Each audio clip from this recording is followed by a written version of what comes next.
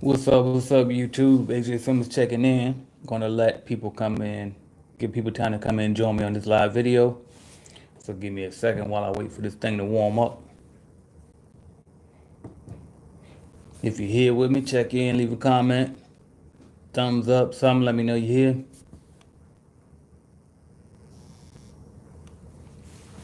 We talk about this,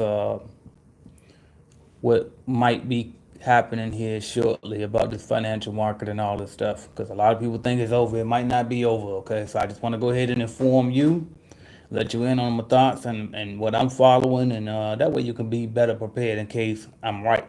Okay. Excuse me, y'all. Give a couple people just a little bit more time to check in. We're approaching the 1 minute mark. Once we get into 1 minute, I'm gonna jump right in there. Shout out Black Print. I appreciate you checking in. All right, cool. We're gonna jump right in there. I see we got some people with me now. So basically, this shouldn't be a long video. Let y'all start asking me some questions. Feel free to. But I just want to tell you some stuff that I was picking up on. Okay. First, shout out Stephanie Richardson Parker checking in. Go check out her channel. One excellent channel. All right. And CBN members. Um, so I follow Robert Kiyosaki, as you guys know, author of Rich Dad Poor Dad. And he went on. He been going on like a Twitter tirade here lately. Okay, just expressing that his thoughts on the market, what he think is really happening, and a lot of stuff. Okay, coronavirus, all that type of stuff. And one of the things that he was saying was one thing that stood out to me was he said, "Yeah, we basically got a second chance right now. So take advantage of the second chance. If you didn't stack the first time around, stack your money this time around because in about 18 months, it's going to be even worse, and this time it's going to be real." Okay.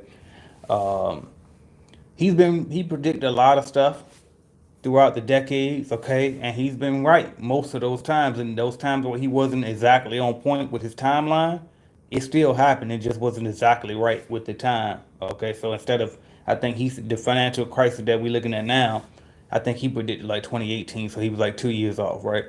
But he typically has a good track record with predicting the financial markets and stuff like that. Okay, and one reason why I kind of believe him is because when he said that we're not even done yet with this crisis is because you look at number one, the PPP loan.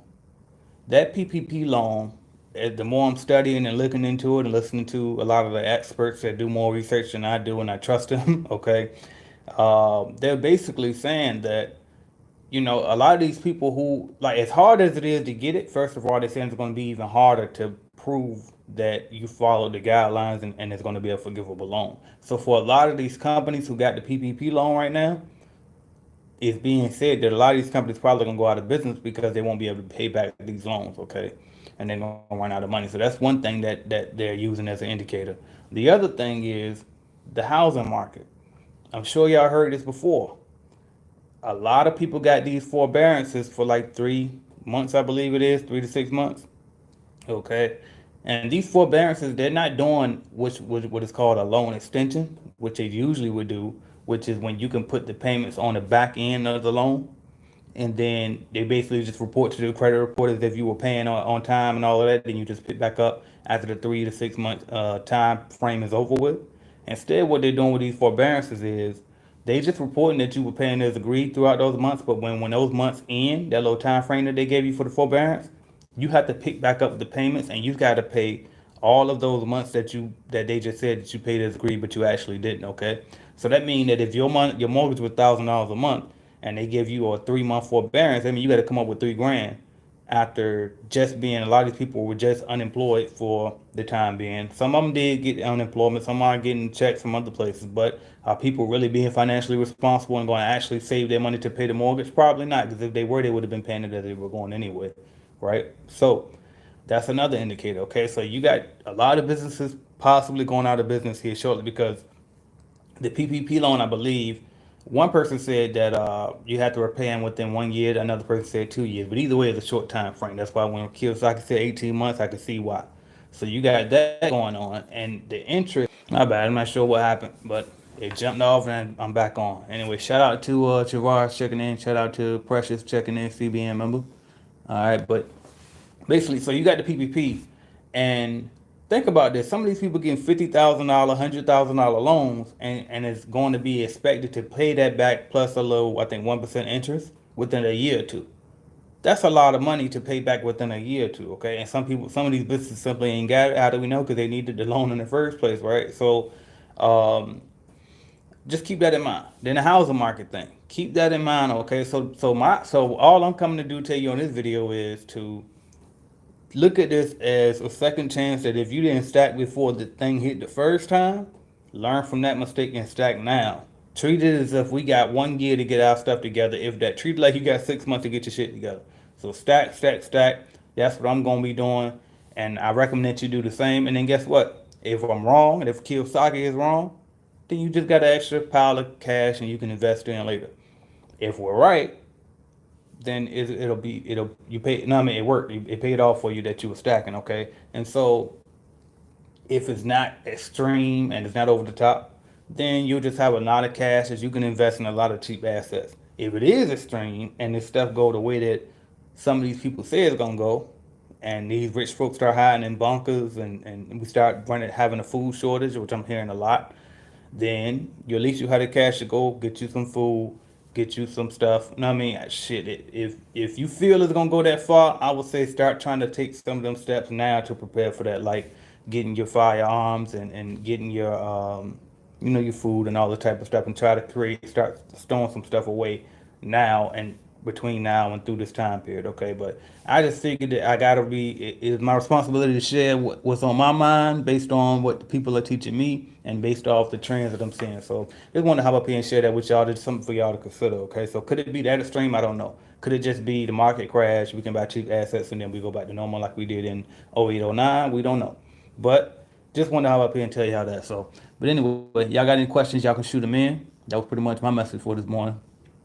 Just consider that. And for those of y'all who are getting the PPP loans, make sure you understand the terms completely, what you can and cannot spend that money on, how to get the loan forgiven.